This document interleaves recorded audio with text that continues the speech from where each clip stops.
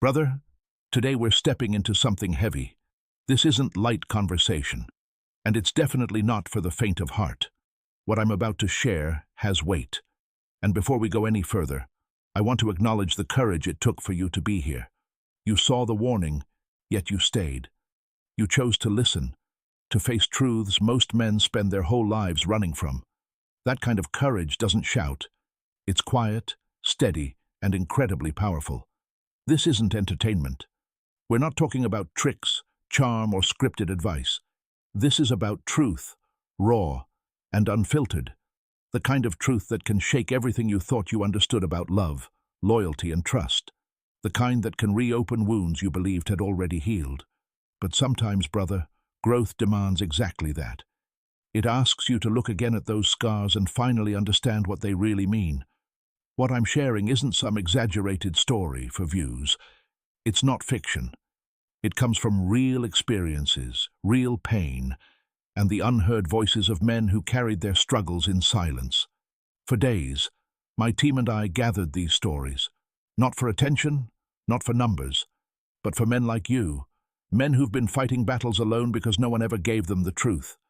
The world expects you to stay strong, to smile, to keep moving forward, even when something inside you is breaking in ways no one else can see. But let this be your wake-up call.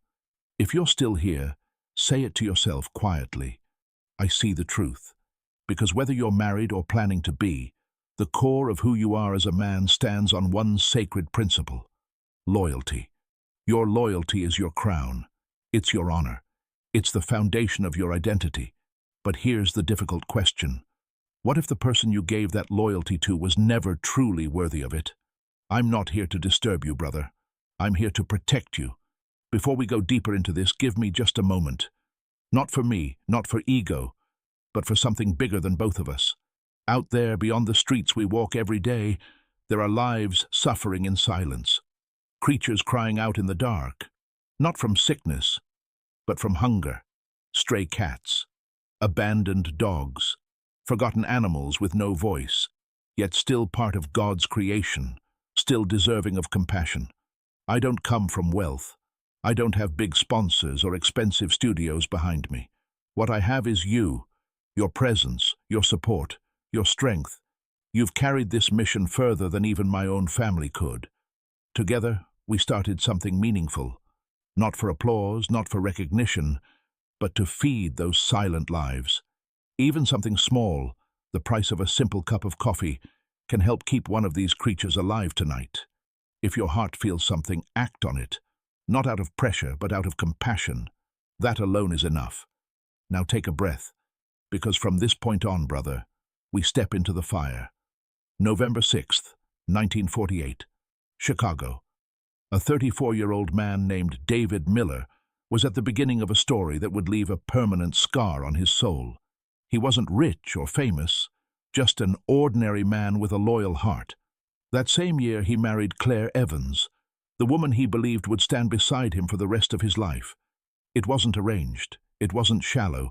What they had felt real, deep, genuine, the kind of love poets struggle to put into words. Claire would whisper to him, "David, you are everything I want for the rest of my life." Those words became the foundation of his hope, his belief, and the future he dreamed of building. But words, they fade. Promises can lose their meaning.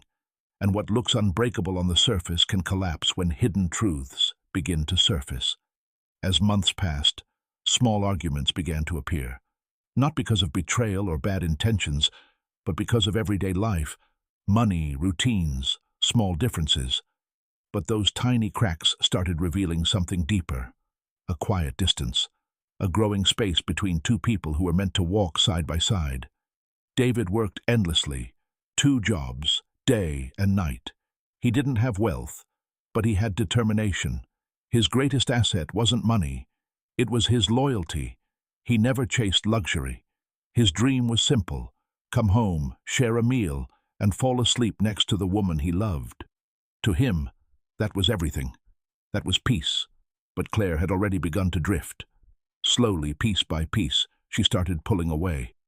Not just emotionally, but from every part of the life they had built together. She began to ignore him, to treat him like he was no longer the man she once promised her life to.